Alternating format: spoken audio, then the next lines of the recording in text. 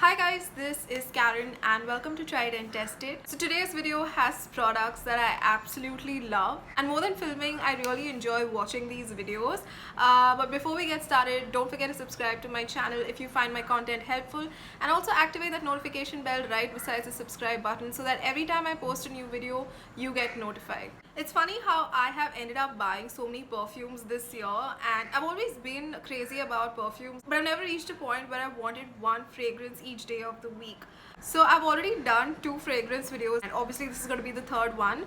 So I'll just give you a disclaimer, but the collection isn't a huge collection. I just have 5 fragrances, and I'll be sharing all the links in the description box below in case you feel the need to go check them out. So let's begin. First fragrance in here is by Her. It's called Her Promise, and this one I picked up from Westside. You know, when you head to the billing counter, you have a rack with deodorants and perfume. That's where I picked it up from. I was trying to locate this perfume online to figure out what the notes are, but I couldn't find anything.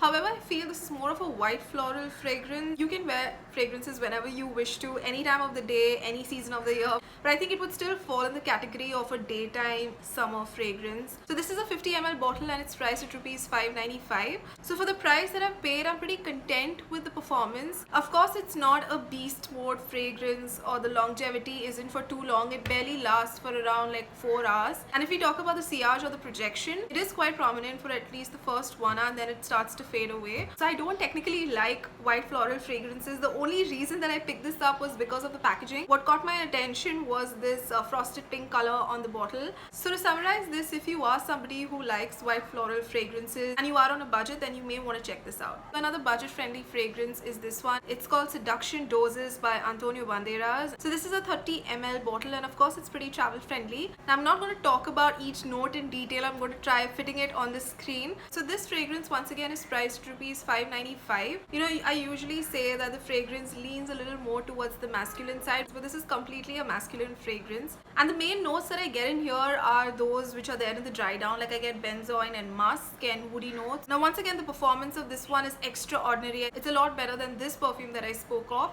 I wear this at night before hitting the bed, and when I wake up the next morning, I'm still able to smell this on me. That just speaks about the longevity. The projection of this is also pretty good. Now once again, if you are on a budget and if you don't mind unisex fragrances, then you should totally check this out. I bought this from Nykaa, but if you are heading to a mall and if you have a Parco store, they have it over there as well. So my next fragrance is by Burberry. It's called Burberry Weekend, and this one was launched in 1997. Once again, I'm going to leave the notes on the screen.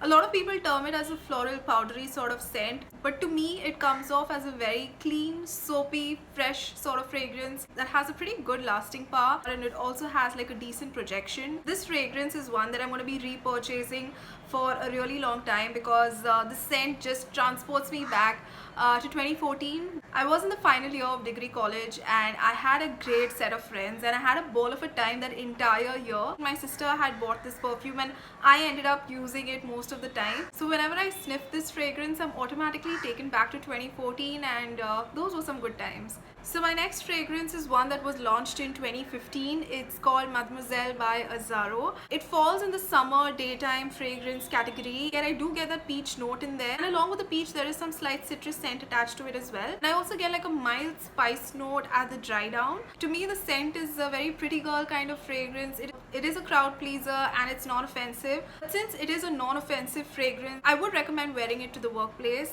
You know what's disappointing is that it's such a beautiful scent, but I just wish the performance was better. Both the projection and the longevity are quite average. And one thing that I love and hate about the packaging is this bow. It looks very pretty. Now although this bow is really pretty and cute, I just wish the sprayer or the atomizer was a little longer, because when I spray, most of the scent comes onto the ribbon, and every time I use this I have to hold down this bow and then spray it on myself. Okay, so my last fragrance in this collection is a purchase that is as recent as Sunday. It's by Burberry and it's called Burberry Her. This was launched in 2018, and the perfumer is one of my favorites.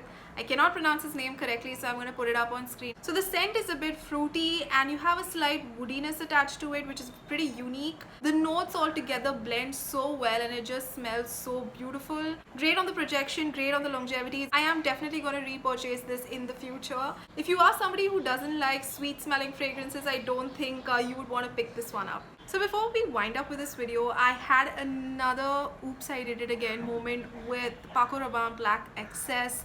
If you have used this perfume from the bottle itself, you'd know that this is fake. I think more than the Instagram page, I'm mad at myself. I've had a bad experience in the past and I don't know what made me get this.